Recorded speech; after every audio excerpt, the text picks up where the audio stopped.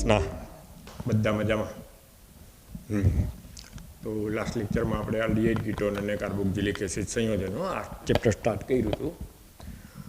Carbonyl સંયોજનોનું વર્ગીકરણ ભણ્યા હતા, આલ્ડીહાઇડ કીટોનનું આઈયુપીએસી નામકરણ ભણ્યા હતા અને આલ્ડીહાઇડ અને કીટોનનું બંધારણ sp2 સંકરણના આધારે આપણે સમજાવ્યું હતું. બરાબર, ત્યાં સુધીનું બધાએ વાંચી લીધું હશે, જોઈ લીધું હશે અને સમજી લીધું હશે.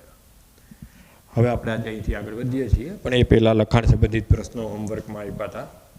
એમાંથી પહેલો ક્વેશ્ચન જે છે એ ઝડપથી સોલ્વ કરાવું છું.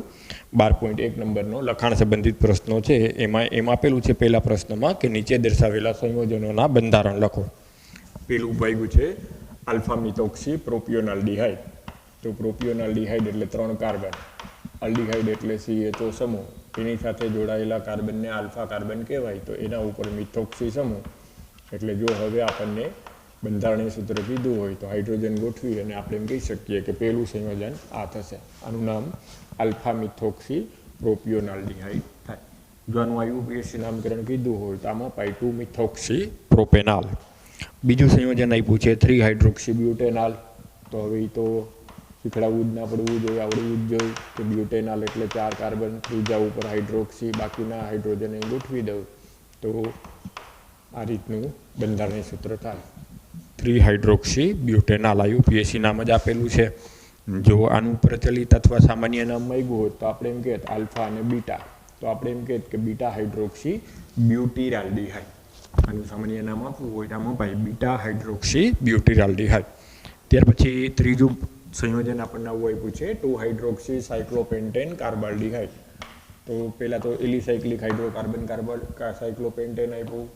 કાર્બાલ્ડીહાઇડ એટલે જે પેલો કાર્બન છે એની સાથે CHO સમૂહ જોડી દઉં, બાજુના કાર્બન ઉપર હાઇડ્રોક્સી એટલે 2 હાઇડ્રોક્સી સાયક્લોપેન્ટેન કાર્બાલ્ડીહાઇડ થશે. આનું જો નામ આપવું હોય સામાન્ય નામ તો આમાં પાય બીટા હાઇડ્રોક્સી સાયક્લોપેન્ટેન કાર્બાલ્ડીહાઇડ. ક્લિયર?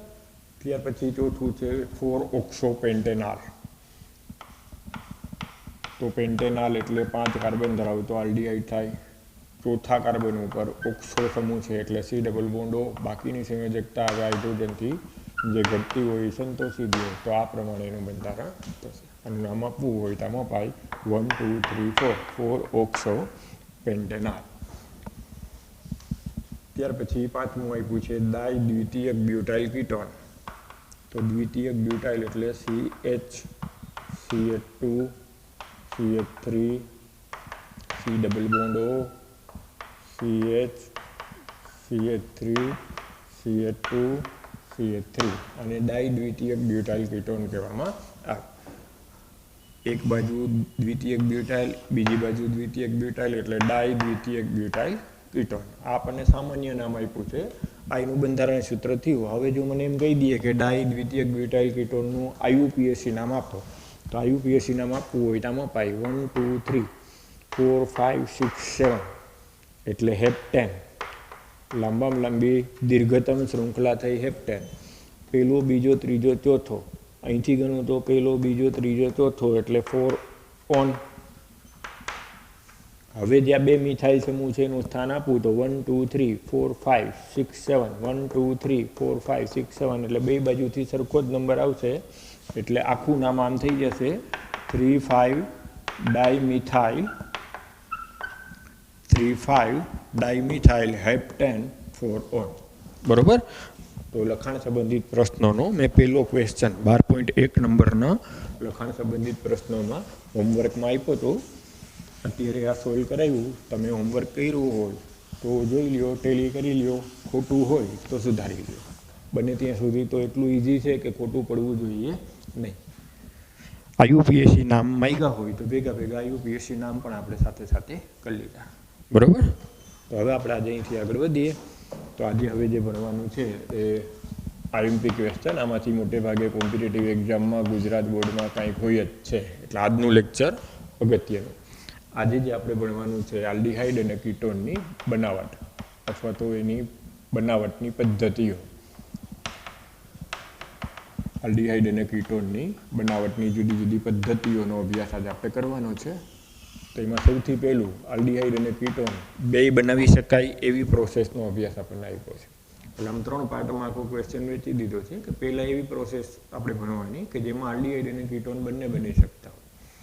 પછી કેટલીક એવી પ્રોસેસ ભણાવી છે કે જેમાં ફક્ત આલ્ડીહાઇડ બનતો હોય, અને પછી એવી કેટલીક પ્રોસેસ ભણાવી છે કે જેમાં ફક્ત કીટોનની બનાવટ થઈ શકતી હોય. બરાબર, તો અત્યારે આપણે આલ્ડીહાઇડ અને કીટોન બંનેની સંયુક્તપણે બનાવટ થઈ શકતી હોય એવી પ્રોસેસમાં સૌથી પહેલું આલ્કોહોલનું ઓક્સિડેશન આપેલું. આલ્કોહોલના ઓક્સિડેશન દ્વારા આલ્ડીહાઇડ અને કીટોન બનાવી શકાય.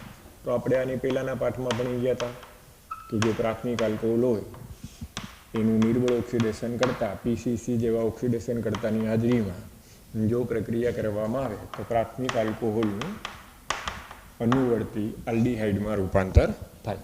પ્રાથમિક આલ્કોહોલનું p-ડાયક્લોરોક્રોમેટ જેવા નિર્બળ ઓક્સિડેશન કરતાની હાજરીમાં પ્રક્રિયા કરો તો આલ્કોહોલમાંથી અનુવર્તી આલ્ડીહાઇડ મળે. માનો કે મેં બેન્ઝાઇલ આલ્કોહોલ લીધું હોય અને આમ આપી દઈએ કે પીસીસીની હાજરીમાં જો પ્રક્રિયા કરો તો બેન્ઝાલ્ડીહાઇડ બને. પીસીસીને બદલે નિર્જરક CrO3નો ઉપયોગ પણ કરી શકાય. જો પ્રબળ ઓક્સિડેશન કરતાં અહીંયા કેમિનોફોર આલ્કલાઇન માધ્યમમાં કે એસિડિક માધ્યમમાં લઈ લીધું હોય, અથવા તો પોટેશિયમ ડાયક્રોમેટનું સલ્ફ્યુરિક એસિડની હાજરીમાં જો ઓક્સિડેશન કરતાનો ઉપયોગ કરેલો હોય તો પ્રાથમિક આલ્કોહોલમાંથી આલ્ડીહાઇડ બને એ સ્થાયી ન રહીએ, આલ્ડીહાઇડનું આગળ ઓક્સિડેશન થઈને કાર્બોક્સિલિક એસિડ બની જાય. આ વસ્તુ આપણે આગળના ચેપ્ટરમાં આલ્કોહોલ ફિનોલ ઇથરવાળા પાઠમાં ભણ્યા હતા. એનો ઉપયોગ અહીંયા આપણે કરી અને આલ્ડીહાઇડની બનાવટવાળો ક્વેશ્ચન ડિઝાઇન કર્યો. ત્યાં આપણે એમ બોલતા કે આલ્કોહોલની ઓક્સિડેશન પ્રક્રિયા, આપણે અહીંયા હવે એમ બોલીએ કે આલ્ડીહાઇડની બનાવટ માટે આલ્કોહોલના ઓક્સિડેશન પ્રક્રિયાનો ઉપયોગ કરી શકાય. એટલે આપણે આગળ ભણી ગયા છીએ એની આ વસ્તુ આપણને રિપીટ કરીને આપી. આવી જ રીતના જો દ્વિતીયક આલ્કોહોલ એનું નિર્જળ CrO3ની હાજરીમાં અથવા પોટેશિયમ ડાયક્રોમેટ અને સલ્ફ્યુરિક એસિડના મિશ્રણ વડે, જેને ક્રોમિક એસિડ કહેવાય, આ બેની પ્રક્રિયા કરો એટલે ક્રોમિક એસિડ ઉત્પન્ન થાય. તો H2CrO4 ક્રોમિક એસિડ એટલે H2CrO4 થાય. આવા ઓક્સિડેશન કરતાની હાજરીમાં જો દ્વિતીયક આલ્કોહોલનું ઓક્સિડેશન કરવામાં આવે તો અનુવર્તી કીટોન સંયોજન બને. એટલે કીટોન અને આલ્ડીહાઇડ જો મેળવવા હોય તો બહુ ઇઝીલી પ્રાથમિક અને દ્વિતીયક આલ્કોહોલના અનુક્રમે ઓક્સિડેશન દ્વારા મેળવી શકાય. બરાબર, અહીંયા મેં તમને ચોખવટ કરીને કીધું હતું કે સૈદ્ધાંતિક રીતે અહીંયા પીસીસી લ્યો તો એ પ્રક્રિયા થઈ શકે, પણ હવે આપણી ટેક્સ્ટબુક પ્રમાણે તમારે નિર્જળ CrO3 અથવા આવી રીતના ક્રોમિક એસિડનો ઉપયોગ કરીને આગળ વધવા. આમાં એક એક્સ્ટ્રા માહિતી આપું છું જે JEE અને નીટ માટે કામની, કે જો દ્વિતીયક આલ્કોહોલમાંથી કીટોન બનાવવું હોય, પર્ટિક્યુલરલી દ્વિતીયક આલ્કોહોલમાંથી જો તમારે કીટોન બનાવવું હોય તો એલ્યુમિનિયમ આઇસોપ્રોપોક્સાઇડ લઈ ઓક્સિડેશન કરતા તરીકે એલ્યુમિનિયમ આઇસોપ્રોપોક્સાઇડ લઈ અને જો આમાં વધુ પ્રમાણમાં એસિટોન ઉમેરી અને પ્રક્રિયા કરવામાં આવે, દ્વિતીયક આલ્કોહોલની એલ્યુમિનિયમ આઇસોપ્રોપોક્સાઇડ જેવા ઓક્સિડેશન કરતાની હાજરીમાં જો વધુ પ્રમાણમાં એસિટોન ઉમેરીને થોડું ગરમ કરવામાં આવે તો દ્વિતીયક આલ્કોહોલનું ઓક્સિડેશન કીટોનમાં થાય અને જે એસિટોન છે એનું રૂપાંતર આઇસોપ્રોપેનોલમાં થઈ જાય. આ પ્રક્રિયા ઓપન આવર ઓક્સિડેશન તરીકે ઓળખાય. આપણી બુકમાં નથી, પણ આ પ્રક્રિયાનો ઉપયોગ દ્વિતીયક આલ્કોહોલમાંથી કીટોન બનાવવા માટે ઘણો બધો થઈ શકે. એટલે આ એક્સ્ટ્રા એક પ્રક્રિયા યાદ રાખજો જેને ઓપન આવર ઓક્સિડેશન કહેવામાં આવે. ઓપન આવર ઓક્સિડેશનનો સિદ્ધાંત શું? દ્વિતીયક આલ્કોહોલની વધુ પ્રમાણમાં એસિટોન સાથે મિશ્ર કરી જો એલ્યુમિનિયમ પ્રોપોક્સાઇડ જેવા ઓક્સિડેશન કરતાની હાજરીમાં જો ગરમ કરો તો એસિટોનનું રિડક્શન થાય. એટલે કે અહીં જે કીટોન લીધો છે એનું રિડક્શન થાય, દ્વિતીયક આલ્કોહોલ બને અને દ્વિતીયક આલ્કોહોલનું રૂપાંતર કીટોનમાં થતું જોવા મળે. એટલે સેકન્ડરી આલ્કોહોલમાંથી જો કીટોન બનાવવું હોય તો આ પદ્ધતિ પણ ઉપયોગમાં લઈ શકાય.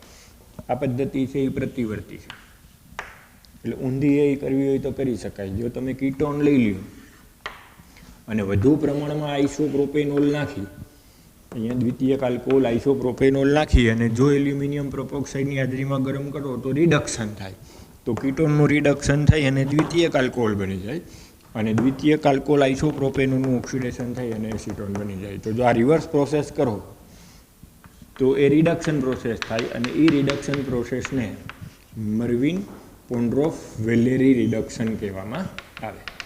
આ રિડક્શન પ્રક્રિયાને મર્વિન પોન્ડ્રોફ વેલેરી રિડક્શન પ્રક્રિયા કહેવામાં આવે. આખું નામ જનરલી ઓછું વપરાય છે અને એની બદલે આવું લખી નાખે એમપીવી રિડક્શન. કોઈ પણ કીટોન લઈ એની વધુ પ્રમાણમાં આઇસોપ્રોપેનોલ ઉમેરી અને જો એલ્યુમિનિયમ આઇસોપ્રોપોક્સાઇડ સાથે પ્રક્રિયા કરવામાં આવે તો પ્રક્રિયા રિવર્સ થઈ અને એસિટોન અને દ્વિતીયક આલ્કોહોલ બની શકે. એટલે આ પ્રક્રિયા પ્રતિવર્તી છે. જો ઓક્સિડેશન લેતા હો તો એને ઓપન આવર ઓક્સિડેશન કહેવામાં આવે અને જો રિડક્શન પ્રક્રિયા લેતા હો તો એને એમપીવી રિડક્શન પ્રક્રિયા કહેવામાં આવે. ક્લિયર? તો આ ઓક્સિડેશન પ્રક્રિયામાં એક વધારાની માહિતી એડ કરી અને યાદ રાખો છો. પીસીસી વાળો જે મુદ્દો છે એમાં આપણે આલ્કોહોલવાળા પાર્ટમાં ભણ્યા હતા કે સિલેક્ટિવ ઓક્સિડેશન કરતા છે. સિલેક્ટિવ ઓક્સિડેશન કરતાનો મતલબ શું કે ધારો કે અત્યારે હું એમ કહી દીધું હોય કે મારી આગળ એલાઇલ આલ્કોહોલ છે અને જો હું પીસીસીની હાજરીમાં ઓક્સિડેશન કરું, પિરિડાઇલ ક્લોરોક્રોમેટની હાજરીમાં ઓક્સિડેશન કરું તો પ્રાથમિક આલ્કોહોલનું ઓક્સિડેશનમાં આલ્ડીહાઇડમાં રૂપાંતર થઈ જાય ઓક્સિડેશન થઈને, પણ દ્વિબંધને કોઈ અસર થાય નહીં. એટલે જો આવી રીતના મારે પ્રોપિનોલમાંથી એક્રોલિન અથવા એક્રાલ્ડીહાઇડ બનાવવું હોય તો પીસીસીનો ઉપયોગ કરાય. આ સિલેક્ટિવ ઓક્સિડેશન કરતા છે કે દ્વિબંધનું ઓક્સિડેશન નહીં કરે, ફક્ત આલ્કોહોલિક ભાગ જે પ્રાથમિક આલ્કોહોલ છે એનું ઓક્સિડેશન થઈ શકે. એટલે ક્યારેક એવું પૂછી નાખે કે પ્રોપિનોલ છે એનું પીસીસીની હાજરીમાં ઓક્સિડેશન કરતા તો ખાલી આલ્ડીહાઇડમાં કન્વર્ઝન કરવાનું, દ્વિબંધને કોઈ જાતની અસર થશે નહીં. ક્લિયર? ત્યાર પછી આપણે તૃતીયક આલ્કોહોલ જો લીધો હોય તો આલ્કોહોલ ફિનોલ ઇથરવાળા પાઠમાં ભણ્યા હતા કે તૃતીયક આલ્કોહોલનું ઓક્સિડેશન સરળતાથી થતું નથી. ઓરડાના તાપમાને તૃતીયક આલ્કોહોલનું ઓક્સિડેશન થતું નથી કારણ કે તૃતીયક આલ્કોહોલમાં પૂરતા પ્રમાણમાં જરૂરી પ્રમાણમાં હાઇડ્રોજન જે કાર્બન પાસે હોવા જોઈએ નથી. સમજી શકાય એવી વાત છે કે ભાઈ પ્રાથમિક આલ્કોહોલ છે તો કાર્બન ઉપર અહીંયા હાઇડ્રોજન છે એટલે આમાંથી પાણીનું દૂર થઈને ઓક્સિડેશન થઈ શકે. દ્વિતીયક આલ્કોહોલમાં કાર્બન ઓક્સિજન સાથે જોડાયેલો છે, કાર્બન ઉપર હાઇડ્રોજન છે એટલે ઓક્સિડેશન સહેલાઈથી થઈ શકે. પણ જો તૃતીયક આલ્કોહોલ હોય તો OH સમૂહ જે કાર્બન સાથે જોડાયેલો છે ત્યાં હાઇડ્રોજન નથી એટલે સરળતાથી ઓક્સિડેશન થઈ શકતું નથી. એટલે આમ તૃતીયક આલ્કોહોલનું ઓક્સિડેશન ઓરડાના તાપમાને નોર્મલ કન્ડિશનમાં શક્ય નથી. એટલે આલ્ડીહાઇડ અને કીટોનની બનાવટમાં આપણને પ્રાથમિક અને દ્વિતીયક આલ્કોહોલમાંથી આલ્ડીહાઇડ અને કીટોન બનાવી શકાય આવું સમજાવ્યું છે. ક્લિયર? એટલે ટેક્સ્ટબુકમાં લખેલું નહીં હોય, આપણે ક્યાંથી રિવાઇઝ કરીને લઈ લેવાનું, આલ્કોહોલ ફિનોલ ઇથરવાળા પાઠમાંથી લઈ લેવાનું. ત્યાર પછી બીજી માહિતી જે આપી આલ્ડીહાઇડ અને કીટોનની બનાવટની એ આપણે આગળ આલ્કોહોલ ફિનોલવાળા પાઠમાં ગણી ગયા છે કે આલ્કોહોલના ડીપ્રોટોનેશન એટલે કે વિપ્રોટોનીકરણથી પણ આલ્ડીહાઇડ અને કીટોન મેળવી શકાય. દાખલા તરીકે કોઈ પણ પ્રાથમિક આલ્કોહોલ હોય એની બાષ્પને લગભગ 573 કેલ્વિન તાપમાને જો ધાતુની હાજરીમાં ગરમ કરો તો આલ્કોહોલની બાષ્પને કોપર જેવી ધાતુની હાજરીમાં પસાર કરતા હાઇડ્રોજન દૂર થાય. હાઇડ્રોજન દૂર થાય એટલે આ પ્રક્રિયાને વિપ્રોટોનેશન કહેવાય અને વિપ્રોટોનેશનના અંતે જે પ્રોડક્ટ મળે આલ્ડીહાઇડ હોય. એટલે જો આલ્ડીહાઇડનું ઉત્પાદન કરવું હોય, આલ્ડીહાઇડ બનાવવું હોય તો પ્રાથમિક આલ્કોહોલ અને દ્વિતીયક આલ્કોહોલના ધાતુની હાજરીમાં વિપ્રોટોનેશનથી પણ મેળવી શકાય. તો આ આપણે આગળ ભણી ગયા છીએ એટલે તમારા માટે આ વસ્તુ નવી નથી. દ્વિતીયક આલ્કોહોલ લીધું હોય તો આપણે એવું ભણ્યા હતા કે દ્વિતીયક આલ્કોહોલને જો બાષ્પને કોપર ધાતુ ઉપરથી 573 કેલ્વિન તાપમાને પસાર કરો તો બહુ સહેલાઈથી હાઇડ્રોજન વાયુ દૂર થઈ અનુવર્તી કીટોન સંયોજન બને. આ પ્રક્રિયામાં કોપરની અવેજીમાં જો સિલ્વર ધાતુ આપ્યું હોય તો એ પ્રક્રિયા થઈ શકે. એટલે જનરલી પહેલાં કોપર ધાતુનો ઉપયોગ થાય, પણ જો કોપર ધાતુ નથી આપી અને આપણને પ્રક્રિયા પરિસ્થિતિમાં સિલ્વર આપ્યું છે તો એ પ્રક્રિયા થઈ શકે. એટલે કોપર અથવા સિલ્વર જેવી ધાતુની હાજરીમાં પ્રાથમિક અને દ્વિતીયક આલ્કોહોલના વિપ્રોટોનીકરણ દ્વારા અથવા ડિહાઇડ્રોજિનેશન દ્વારા અનુવર્તી આલ્ડીહાઇડ અને કીટોન સંયોજન મેળવી શકાય છે. એટલે ધારો કે અત્યારે મને આમ કહી દઈએ કાપેલી પ્રક્રિયા પૂર્ણ કરો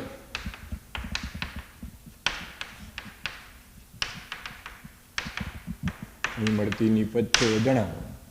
તો અત્યારે જો હવે મારું માઇન્ડ શાર્પ હોય તો મને આ પ્રક્રિયા યાદ આવવી જોઈએ કે આલ્કોહોલ દ્વિતીયક થાય, 1 ફિનાઇલ ઇથેન 1 ઓલ. આલ્કોહોલ કયો થાય? દ્વિતીયક. તો દ્વિતીયક આલ્કોહોલને જ્યારે કોપર સાથે ગરમ કરો ત્યારે વી હાઇડ્રોજિનેશન થઈ, વી પ્રોટોનીકરણ થઈ અને અનુવર્તી કીટોન બને. એટલે જો અત્યારે મને એમ કહી દે પ્રક્રિયા પૂર્ણ કરી મળતી નિપજ જણાવો તો હવે એમ કહેવાનું કે અહીં મળતી નિપજ એસિટોફિનોન હશે. એટલે 1 ફિનાઇલ 1 ઇથેનોલનું રૂપાંતર એસિટોફિનોનમાં થાય. તો આવી રીતના પ્રાથમિક અને દ્વિતીયક આલ્કોહોલના વિપ્રોટોનીકરણથી પણ અનુવર્તી આલ્ડીહાઇડ અને કીટોન સંયોજન મેળવી શકાય છે. આમાં આપણે આલ્કોહોલ ફિનોલ ઇથરવાળા પાઠમાં ભણ્યા હતા કે જો તૃતીયક આલ્કોહોલનું વિપ્રોટોનીકરણ કરો તો આલ્કીન બની જાય, નિર્જલીકરણ થઈ જાય ડિહાઇડ્રોજિનેશનને બદલે અને અનુવર્તી અસંતૃપ્ત આલ્કીન સંયોજન બને. એટલે જ્યારે આલ્ડીહાઇડ અને કીટોન બનાવવું હોય ત્યારે પ્રાથમિક અને દ્વિતીયક આલ્કોહોલનું વિપ્રોટોનેશન કરવું પડે. ત્યાર પછી ત્રીજી પ્રોસેસ આપણને સમજાવી છે કે હાઇડ્રોકાર્બન સંયોજનોમાંથી પણ આલ્ડીહાઇડ અને કીટોન સંયોજનો મેળવી શકાય. તેમાં સૌથી પહેલાં આલ્કીનમાંથી જો આલ્ડીહાઇડ અને કીટોન બનાવવું હોય તો બહુ ઇઝીલી સરસ પદ્ધતિ ઓઝોનોલિસિસ થાય. આલ્કીનની ઓઝોન સાથેની યોગશીલ પ્રક્રિયાને ઓઝોનોલિસિસ તરીકે ઓળખવામાં આવે. આપણે 11th ભણી ગયા હતા કે જો દ્વિબંધયુક્ત આલ્કીનની ઓઝોન સાથે યોગશીલ પ્રક્રિયા કરો તો અસ્થાયી ઓઝોનોઇડ સંયોજન બને. આ અસ્થાયી ઓઝોનોઇડ સંયોજનનું ઝીંક જેવી ધાતુની હાજરીમાં જો જળ વિભાજન કરો, પાણી સાથે પ્રક્રિયા કરો તો કાર્બન ઓક્સિજન અને ઓક્સિજન બંધનું વિઘટન થાય. ઓક્સિજન છે હાઇડ્રોજન પેરોક્સાઇડમાં કન્વર્ટ થાય, એ ઓક્સિજન ઝીંક સાથે જોડાય, ઝીંક ઓક્સાઇડ બને. બાકીની જે બે પ્રોડક્ટ છૂટી પડે એ C+O અને C+O એટલે કે અનુવર્તી કાર્બોનિલ સંયોજન મળે. અહીંયા કઈ પ્રોડક્ટ મળશે એનો આધાર આ આલ્કીનના જે વિસ્થાપિત સમૂહો છે એના ઉપર હોય. અહીં બે પ્રોડક્ટ આલ્ડીહાઇડ હોઈ શકે, એક પ્રોડક્ટ આલ્ડીહાઇડ એક કીટોન હોઈ શકે અને બે સંયોજન કીટોન હોઈ શકે. એટલે કઈ ફાઇનલ પ્રોડક્ટ મળશે એનો આધાર કોના ઉપર હોય? અહીંયા જે વિસ્થાપિત સમૂહો છે એ કયા છે એના ઉપર હોય. એટલે આલ્કીનના દ્વિબંધયુક્ત ઓલિફિનિક બંધ ધરાવતા હાઇડ્રોકાર્બન સંયોજનના ઓઝોનોલિસિસથી મળતી નિપજનો જો ઝીંક ધાતુની હાજરીમાં પાણી સાથે પ્રક્રિયા કરવામાં આવે તો આલ્ડીહાઇડ અને અથવા કીટોન સંયોજન મળે. ક્લિયર? આ પ્રક્રિયા બહુ અગત્યની, મોટે ભાગે જે ડબલઈ નીટમાં આમાંથી મેક્સિમમ વાર ક્વેશ્ચન પૂછાયેલા છે. આલ્કીનનું ઓઝોનોલિસિસ 11માં જે આપણે આવ્યું હતું એ હવે પાછું ઉદાહરણ દ્વારા સમજીએ. એક બે ઉદાહરણ આપીને તમને સમજાવું છું કે ઓઝોનોલિસિસ દ્વારા કઈ રીતના આલ્ડીહાઇડ અને કીટોન મેળવી શકાય. બરાબર? માનો કે આમ કહી દીધું પ્રોપીનનું ઓઝોનોલિસિસ કરી અને મળતી નિપજ જણાવો તો પ્રોપીનની એક મૂળ ઓઝોન સાથે પ્રક્રિયા થાય ત્યારે યોગશીલ પ્રક્રિયા થઈ અસ્થાયી ઓઝોનોઇડ સંયોજન બને. ક્લિયર? પાઇબંધનું વિઘટન થઈ ઓઝોનનો અણુ ઉમેરાઈ જાય, પરિણામે આ એક ઓઝોનોઇડ સંયોજન મળ્યું કહેવાય. એમાં ઓક્સિજન બંધ નિર્બળ હોવાથી ભેજની હાજરીમાં જો પ્રક્રિયા ઝીંક ધાતુ સાથે લઈ અને કરવામાં આવે તો વિઘટન પ્રક્રિયાને અંતે આ બાજુનો ભાગ જો તમે હવે સમજી શકો તો એમ કહેવાય એસિટાલ્ડીહાઇડ બનશે અને આ બાજુનો ભાગ જો તમે વિચારો તો તમે સમજી શકો ફોર્માલ્ડીહાઇડ બનશે. એટલે આમ એક અણુ એસિટાલ્ડીહાઇડ બનશે અને એક અણુ ફોર્માલ્ડીહાઇડ બનશે. તો આ રીતના દ્વિબંધયુક્ત આલ્કીન સંયોજનના ઓઝોનોલિસિસથી આલ્ડીહાઇડ અને અથવા કીટોન મળી શકે. બરાબર? માનો કે આ જ પ્રક્રિયા હવે એમ કહી દઈએ આઇસોબ્યુટીન સાથે કરું.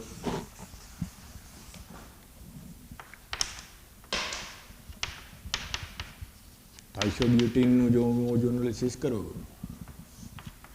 તો પહેલા સ્ટેપમાં અસ્થાયી ઓઝોનોઇડ સંયોજન મળ્યું.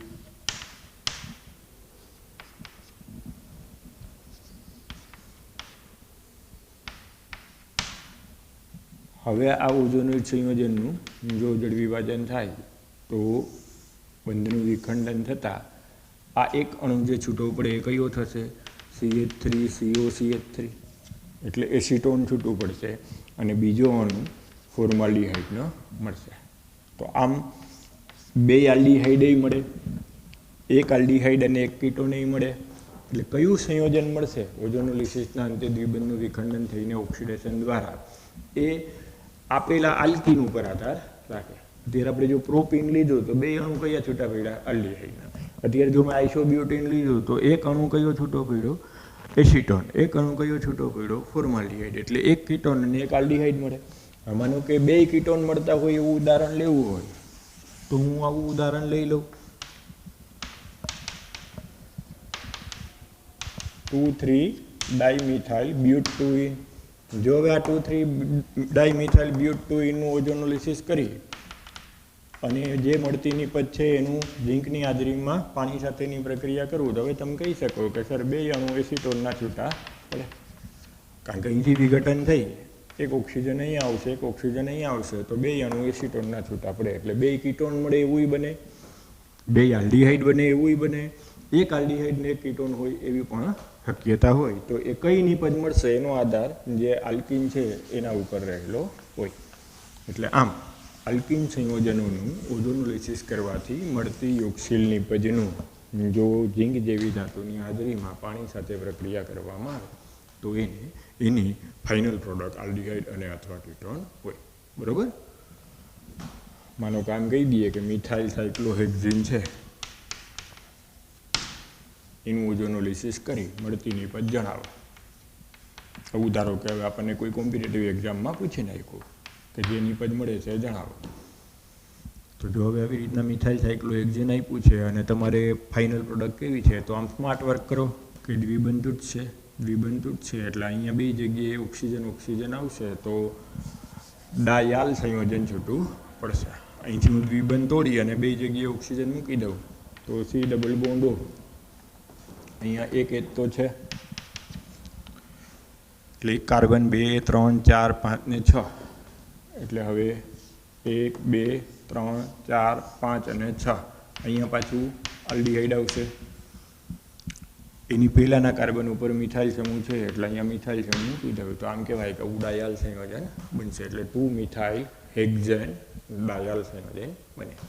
જો આવી રીતના સાયક્લો આલ્કીન સંયોજન આપ્યું હોય ને એમ કીધું હોય કે ઓઝોનોલિસિસ કરો તો બે આલ્ડિહાઇડ સમૂહ ધરાવતું સંયોજન મળે. આ જ જગ્યાએ જો મેં અહીંયા આમ આપી દીધું હોય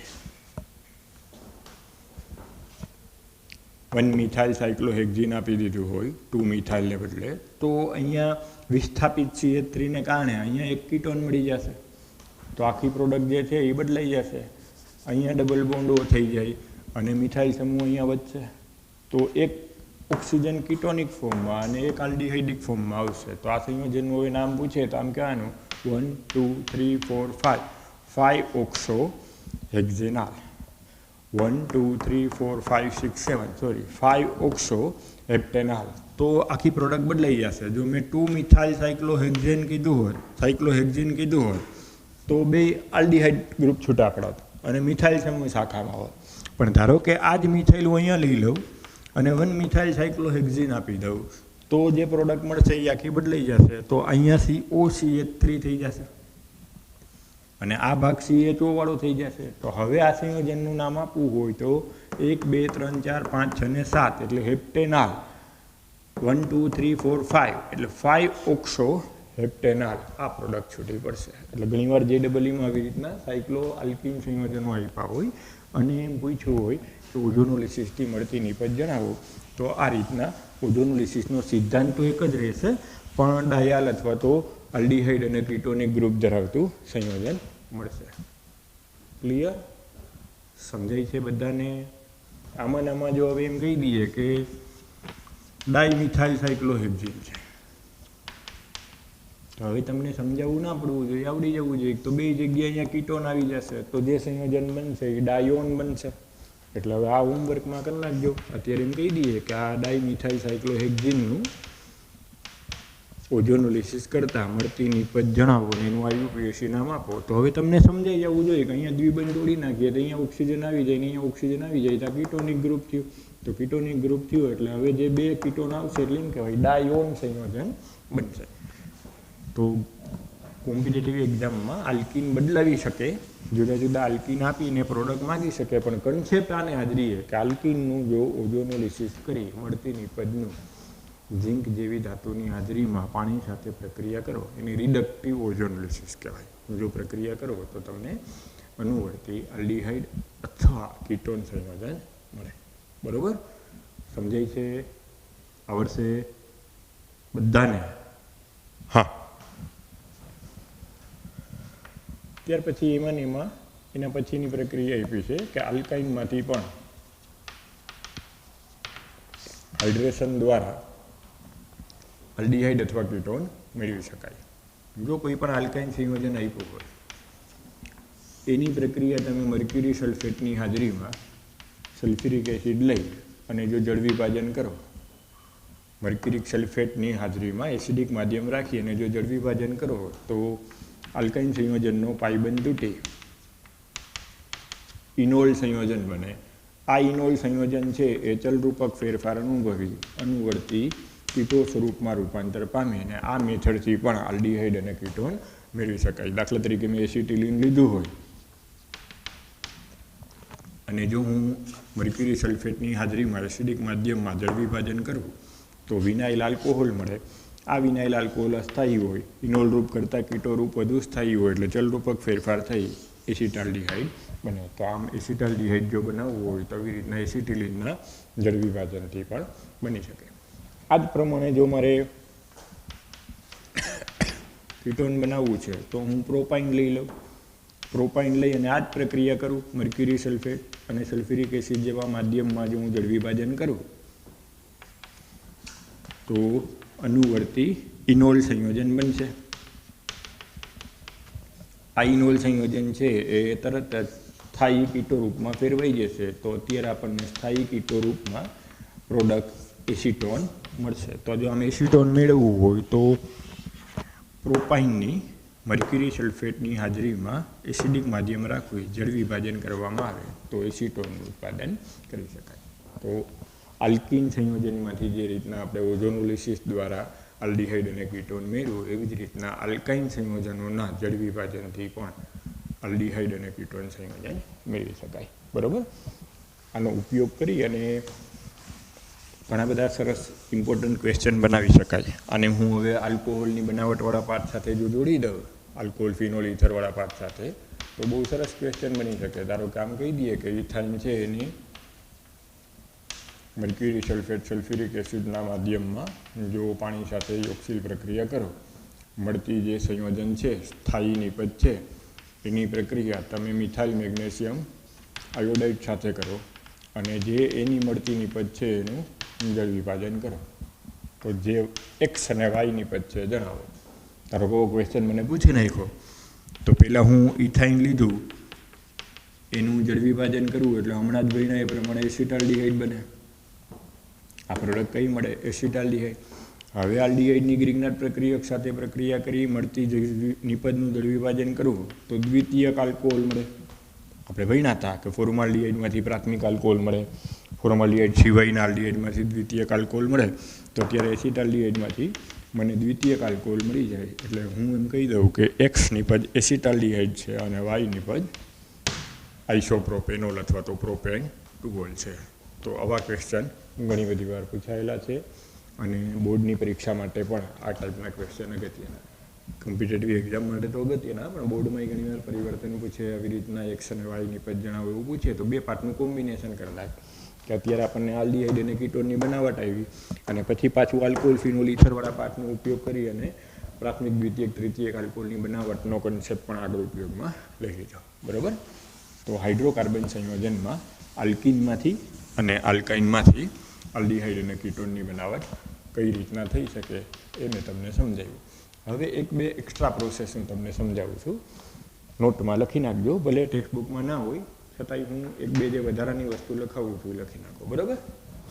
તો આ વધારાની એક પદ્ધતિ જે હું બોલું છું વેકર પદ્ધતિ, એ પણ આલ્ડીહાઇડ અને કીટોનની બનાવટ માટે ઉપયોગી છે. નોંધી લેવાનું. બરાબર? ભલે ટેક્સ્ટબુકમાં નથી પણ JEE નીટ માટે કામનું વેકર પ્રોસેસ અથવા વેકર પદ્ધતિ સમજાવવા આમ કહે તો ટર્મિનલ આલ્કાઇન સાથે પ્રક્રિયા કરવાની. ટર્મિનલ એટલે છેવાડે દ્વિબંધ હોય એવા આલ્કીન સાથે પ્રક્રિયા કરવાની અને આલ્કીનમાંથી આલ્ડીહાઇડ અને કીટોન બનાવવાની આ પ્રોસેસ છે.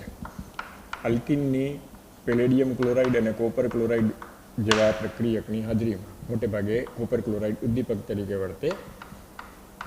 હવાની હાજરીમાં જો જળ વિભાજન કરવામાં આવે, પાણી સાથે ઓક્સિલ પ્રક્રિયા કરવામાં આવે તો અનુવર્તી આલ્ડીહાઇડ અથવા કીટોન બને. જો આવી રીતનો ટર્મિનલ આલ્કીન લીધો હોય તો એનું રૂપાંતર કીટોન સંયોજનમાં થાય. ઇથિન લીધું હોય તો એસિટાલ્ડીહાઇડ બનશે. આ રીતનું ટર્મિનલ આલ્કીન હોય તો એનું રૂપાંતર કીટોન સંયોજનમાં થાય. પેલેડિયમ ક્લોરાઇડ અને કોપર ક્લોરાઇડ જેવા ઉદ્દીપકની હાજરીમાં હવાની હાજરીમાં પાણી સાથેની પ્રક્રિયા જો આલ્કીનની કરવામાં આવે તો એમાંથી આલ્ડીહાઇડ અથવા કીટોન સંયોજન મેળવી શકાય. એસિટાલ્ડીહાઇડના ઔદ્યોગિક ઉત્પાદન માટે આ પદ્ધતિ સૌથી વધુ વપરાય. જે પૂછે કે એસિટાલ્ડીહાઇડનું ઔદ્યોગિક ઉત્પાદન કરવું છે તો કઈ રીતના કરી શકાય, તો ત્યારે મોસ્ટલી વેકર પદ્ધતિથી થાય. એકાદ બે વાર કોમ્પિટિટિવ એક્ઝામમાં વેકર પદ્ધતિમાં વપરાતા ઉદ્દીપકની માહિતી માગેલી હતી, તો ત્યારે તમને આવડવું જોઈએ પેલેડિયમ ક્લોરાઇડ અને કોપર ક્લોરાઇડની હાજરીમાં જો પ્રક્રિયા કરો આલ્કીનની તો એમાંથી આલ્ડીહાઇડ અથવા કીટોન સંયોજન બને. સાથે સાથે પેલેડિયમ છૂટવું પડે અને હાઇડ્રોક્લોરિક એસિડ બને. તો આ પ્રોસેસને વેકર પ્રોસેસ કહેવામાં આવે. આલ્કીનમાંથી આલ્ડીહાઇડ અથવા કીટોન મેળવવાની પ્રક્રિયા થાય. પણ જો એસિટાલ્ડીહાઇડનું ઔદ્યોગિક ઉત્પાદન કરવું હોય તો મોસ્ટલી આ ઇથિનમાંથી વેકર પદ્ધતિ દ્વારા કરવામાં આવે. ક્લિયર? એક્સ્ટ્રા છે એટલે બહુ ટેન્શન વગર લખજો.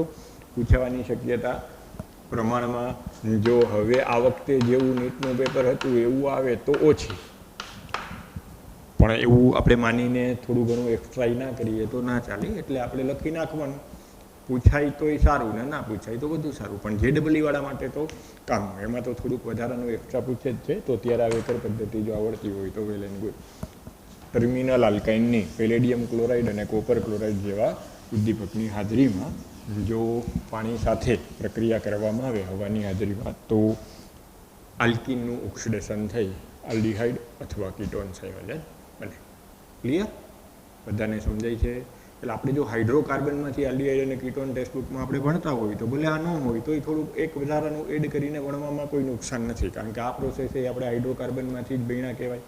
આવી જ રીતના એક પર્ટિક્યુલરલી આલ્ડીહાઇડ બનાવવાની પ્રક્રિયા પણ છે. ખાલી આલ્ડીહાઇડ જ બને, કીટોન ના બને. તો જો આલ્કીનની ઓક્ટા કાર્બોનિલ ડાયકોબાલ્ટ સાથે ગરમ કરવામાં આવે આ ઉદ્દીપકની હાજરીમાં, અને ઓક્ટા કાર્બોનિલ ડાયકોબાલ્ટ કહેવાય. ઓક્ટા કાર્બોનિલ ડાયકોબાલ્ટની હાજરીમાં જો જળવાયુ સાથે પ્રક્રિયા કરવામાં આવે, કાર્બન મોનોક્સાઇડ અને હાઇડ્રોજનના મિશ્રણને જળવાયુ કહેવાય. તો જો જળવાયુ સાથે આલ્કીનની પ્રક્રિયા કરવામાં આવે તો મૂળ આલ્કીન કરતાં એક કાર્બન વધારે હોય એવો આલ્ડીહાઇડ મળી શકે. આલ્કીનની જળવાયુ સાથે આ ઉદ્દીપકની હાજરીમાં જો સહેજ ઊંચા તાપમાને પ્રક્રિયા કરવામાં આવે તો ઓક્સિડેશન થઈ અને આલ્ડીહાઇડ બને. પણ આ પ્રક્રિયાનો સિદ્ધાંત શું કે જે મૂળ આલ્કીન છે એના કરતાં એક કાર્બન વધારે હોય, આ જે જળવાયુનો કાર્બન છે એમાં એડ થાય એટલે એક કાર્બન વધારે હોય એવો આલ્ડીહાઇડ મળે. આ પ્રક્રિયાને ઓક્સો પ્રોસેસ કહેવામાં આવે.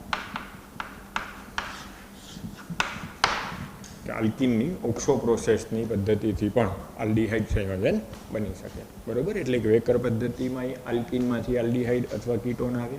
ઓક્સો પ્રોસેસ આપ્યું હોય તો એમાં આલ્કીનમાંથી આવી રીતના આલ્ડીહાઇડ સંયોજન બની શકે. ખાસ આ ઉદ્દીપક યાદ રાખવાનું કે ઓક્ટા કાર્બોનિલ ડાયકોબાલ્ટ જેવા ઉદ્દીપકની હાજરીમાં જો પ્રક્રિયા કરો તો એક કાર્બન વધારે હોય એવો આલ્ડીહાઇડ બને.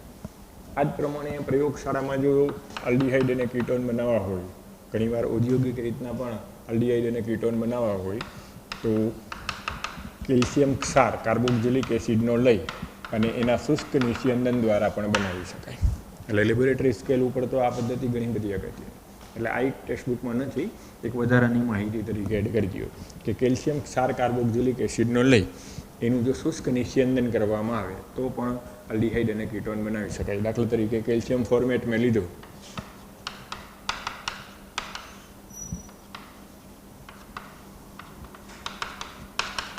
અને કેલ્શિયમ ફોર્મેટનું શુષ્ક નિસ્યંદન કરવું તો CaCO3 દૂર થઈ જાય અને અનુવર્તી ફોર્માલ્ડિહાઇડ સંયોજન મળે. તો જો ફોર્માલ્ડિહાઇડ બનાવવું હોય તો આવી રીતના બનાવી શકાય.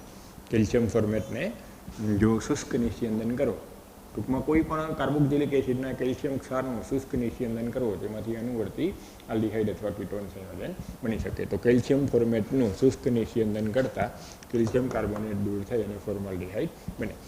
જો ફોર્માલ્ડિહાઇડનું ઔદ્યોગિક ઉત્પાદન કરવું હોય તો ડાયરેક્ટ મિથેનોલનું સિલ્વર અથવા કોપર જેવી ધાતુની હાજરીમાં ખૂબ ઊંચા તાપમાને જો ઓક્સિડેશન કરી નાખવો તો ડાયરેક્ટ સીધું ફોર્માલ્ડિહાઇડ બની જાય.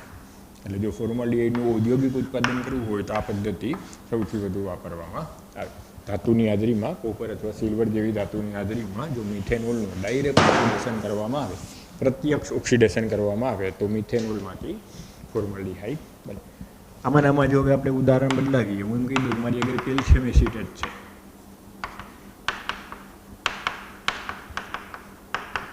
અને એમ કહી દઈએ કેલ્શિયમ એસિટેટનું શુષ્ક નિસ્યંદન કરતા. તો જો કેલ્શિયમ એસિટેટનું શુષ્ક નિસ્યંદન કરો તો કેલ્શિયમ કાર્બોનેટ દૂર થઈ જાય. કેલ્શિયમ કાર્બોનેટ દૂર થઈ અને એસિટોન સંયોજન બને. આ પ્રશ્ન તો એકાદ બે વાર કોમ્પિટિટિવ એક્ઝામમાં પૂછાઈ પણ ગયો છે કે શુષ્ક કેલ્શિયમ એસિટેટનું નિસ્યંદન કરતા, તો કેલ્શિયમ એસિટેટનું નિસ્યંદન કરતા એસિટોન મળે. આવી રીતના કેલ્શિયમ ફોર્મેટનું નિસ્યંદન કરો તો ફોર્માલ્ડિહાઇડ બને. જો એક ફોર્મેટ ક્ષાર લીધો હોય અને એક કેલ્શિયમ એસિટેટ ક્ષાર લીધો હોય, માનો કે અત્યારે એક બાજુ હું કેલ્શિયમ ફોર્મેટ લઉં 1 મોલ અને 1 મોલ કેલ્શિયમ એસિટેટ લઉં તો એસિટાલ્ડિહાઇડ મુખ્ય નિપજ તરીકે મળે. એટલે આમ જુદા જુદા આલ્ડિહાઇડ અને કીટોન જોઈતા હોય તો અનુવર્તી કાર્બોક્સિલિક એસિડના કેલ્શિયમ ક્ષારના નિસ્યંદનથી મેળવી શકાય. ક્લિયર? એટલે આ છે એ પણ ટેક્સ્ટબુકમાં નથી, તો એક વધારાની માહિતી તરીકે એડ કરી દો. ત્યાર પછી નાઇટ્રો આલ્કેન સંયોજનો હોય તો નાઇટ્રો આલ્કેન સંયોજનોના મદદથી પણ આલ્ડિહાઇડ અને કીટોન મેળવી શકાય. એટલે આ પણ નોંધી લેજો, આ પણ ટેક્સ્ટબુકમાં નથી કે નાઇટ્રો આલ્કેન સંયોજનોમાંથી આલ્ડિહાઇડ અને કીટોન મેળવી શકાય. એક શરત કે નાઇટ્રો સમૂહ જે કાર્બન સાથે જોડાયેલો છે એને આલ્ફા કાર્બન કહેવાય, તો આલ્ફા કાર્બન ઉપર હાઇડ્રોજન હોય એવા નાઇટ્રો આલ્કેન સંયોજન લેવા પડે. સમજાય છે મારી વાત? શું બોલું છું કે નાઇટ્રો સમૂહ જે કાર્બન સાથે જોડાયેલો હોય એને આલ્ફા કાર્બન કહેવાય. એટલે જે નાઇટ્રો આલ્કેન સંયોજનમાં આલ્ફા હાઇડ્રોજન હોય એવા નાઇટ્રો આલ્કેન સંયોજનમાંથી આલ્ડિહાઇડ અને કીટોન મેળવી શકાય. પહેલા તબક્કામાં આલ્કલાઇન માધ્યમમાં આલ્ફા હાઇડ્રોજન ધરાવતા નાઇટ્રો આલ્કેન સંયોજનને ગરમ કરી ત્યારબાદ 50% H2SO4 જેવું પ્રબળ એસિડિક માધ્યમ રાખી અને જો ગરમ કરવામાં આવે તો એમાંથી અનુવર્તી આલ્ડિહાઇડ સંયોજન પ્રાથમિક નાઇટ્રો આલ્કેન સંયોજનમાંથી મળે. કોઈ પણ પ્રાથમિક આલ્ફા હાઇડ્રોજન ધરાવતા નાઇટ્રો આલ્કેન સંયોજનની આલ્કલાઇન માધ્યમમાં પ્રક્રિયા કરતાં મળતી નિપજનું જો 50% સલ્ફ્યુરિક એસિડ જેવા પ્રબળ એસિડિક માધ્યમમાં જળ વિભાજન કરવામાં આવે, એસિડિક માધ્યમમાં રાખી પ્રક્રિયા કરવામાં આવે તો અનુવર્તી આલ્ડિહાઇડ સંયોજન મળે. નાઇટ્રસ ઓક્સાઇડ દૂર થાય, સોડિયમ બાયસલ્ફેટ દૂર થાય અને પાણી દૂર થાય. અનુવર્તી આલ્ડિહાઇડ સંયોજન મળે. આ JEE માટે વધારે કામ, બરાબર? નીટ માટે હું ના નથી પાડતો કે ન કરવી, પણ અત્યાર સુધીના જે પેપર છેલ્લા 3 વર્ષના આપણે જોઈએ તો JEE થોડુંક વધારે એક્સ્ટ્રા હોઈ શકે છે. નીટમાં એટલું એક્સ્ટ્રા કેમેસ્ટ્રીમાં આવતું નથી, એટલે ન કરવું એમ નથી કહેતો. આખો પાઠ થઈ જાય વ્યવસ્થિત રીતના ટેક્સ્ટબુક રિલેટેડ, પછી સમય વધતો હોય તો કરવો, પણ JEE વાળાએ પહેલેથી જ થોડુંક એક્સ્ટ્રા કરવાની ટેવ પાડવાની, બરાબર? નીટવાળા મિસઅન્ડરસ્ટેન્ડિંગ ના કરે, બી ગ્રુપવાળા એ એમ ના સમજે તો ના પાડું છું, ના નથી પાડતો. પણ માનો કે ચોપડીની બેઠી પ્રક્રિયા હજી વાંચવાની બાકી હોય, એમાં ભૂલ પડતી હોય, એ ના આવડતી હોય તો આ એક્સ્ટ્રા નહીં કરવાનું. એ થઈ જાય પછી આ એક્સ્ટ્રા કરવાનું, બરાબર? તો પ્રાથમિક આલ્ફા હાઇડ્રોજન ધરાવતા નાઇટ્રો આલ્કેન સંયોજનોમાંથી આલ્ડિહાઇડ મેળવી શકાય. આ જ પ્રકારે જો દ્વિતીય આલ્ફા હાઇડ્રોજન ધરાવતું નાઇટ્રો આલ્કેન સંયોજન હોય અને એની આ જ પ્રક્રિયા કરો, પ્રબળ આલ્કલાઇન માધ્યમમાં પ્રક્રિયા કરતાં મળતી નિપજનું 50% H2SO4 જેવા એસિડિક માધ્યમમાં રાખી ગરમ કરો તો એમાંથી અનુવર્તી કીટોન સંયોજન મળે. પ્રોડક્ટ એને એ છૂટી પડે નાઇટ્રસ ઓક્સાઇડ અને સોડિયમ બાયસલ્ફેટ અને પાણી છૂટું પડે. તો આ રીતથી પણ આલ્ડીહાઇડ અને કીટોન મેળવી શકાય. નાઇટ્રો આલ્કેન સંયોજનોમાંથી પણ આલ્ડીહાઇડ અને કીટોન મેળવી શકાય. શરત એ કે પ્રાથમિક અને દ્વિતીયક નાઇટ્રો આલ્કેન સંયોજનમાં આલ્ફા કાર્બન પાસે હાઇડ્રોજન હોવો જોઈએ, તો આ પ્રક્રિયા થાય. જો અહીં તૃતીયક નાઇટ્રો આલ્કેન સંયોજન લીધું હોય તો પ્રક્રિયા નથી થતી.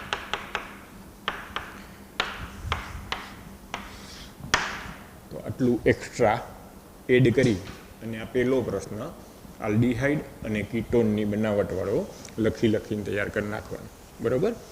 આલ્કોહોલવાળા પાઠમાંથી લખવું પડશે. આપણી ટેક્સ્ટબુકમાં તો આ પાઠમાં તો એમ લખી નાખ્યું છે કે આપણે આગળના પ્રકરણમાં ભણી ગયા, એટલે જે કંઈ તમારે લખવાનું થશે એ આલ્કોહોલ, ફિનોલ અને ઇથરવાળા પાઠમાંથી ઉઠાંતરી કરી બેઠું લઈ અને પ્રશ્ન બનાવવાનો થશે.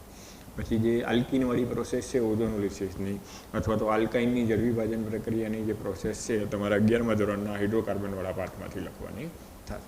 લાખો ક્વેશ્ચન તમારે લખીને વ્યવસ્થિત રીતના તૈયાર કરવાનો. શું ટાઇટલ આપવાનું? આલ્ડીહાઇડ અને કીટોન સંયોજનની જુદા જુદા પ્રક્રિયાઓ દ્વારા બનાવવાના. આ જે એક્સ્ટ્રા લખ્યું છે એ નોંધી લેવાનું. ગુજરાત બોર્ડમાં લખવાનું નહીં થાય, પણ આપણને એ પ્રોસેસ જો કોમ્પિટિટિવ એક્ઝામમાં રિપીટ થાય તો આવડવી જોઈએ. બરાબર. હવે આના પછીનો ક્વેશ્ચન એ થાય કે પર્ટિક્યુલરલી આલ્ડીહાઇડ બનાવવા હોય, જેમાં કીટોન નહીં, ફક્ત આલ્ડીહાઇડ જ બનાવવા હોય, એરાઇલ અથવા આલ્કાઇલ, તો કઈ રીતના અમુક સ્પેસિફિક પ્રોસેસ કઈ છે એ ભણવાનું. અને એના પછી પર્ટિક્યુલરલી કીટોન જ ભણવા છે. આલ્કાઇલ અથવા એરાઇલ શૃંખલા ધરાવતા કીટોનની જ બનાવટ કરવી છે, આલ્ડીહાઇડની નહીં, તો સ્પેસિફિક કઈ પ્રોસેસ વપરાય એ હવે આપણે ભણવાનું થાય. તો એ આગળના નેક્સ્ટ લેક્ચરમાં ભણશું. આજે આટલું તૈયાર કરીને રાખવા. બરાબર. હા, એક ચોખવટ કરી દઉં કે નીટની મેગા ટેસ્ટને કારણે ડે ટુ ડેમાં લેક્ચર પેન્ડિંગ ના રહે એનું ધ્યાન રાખવાનું.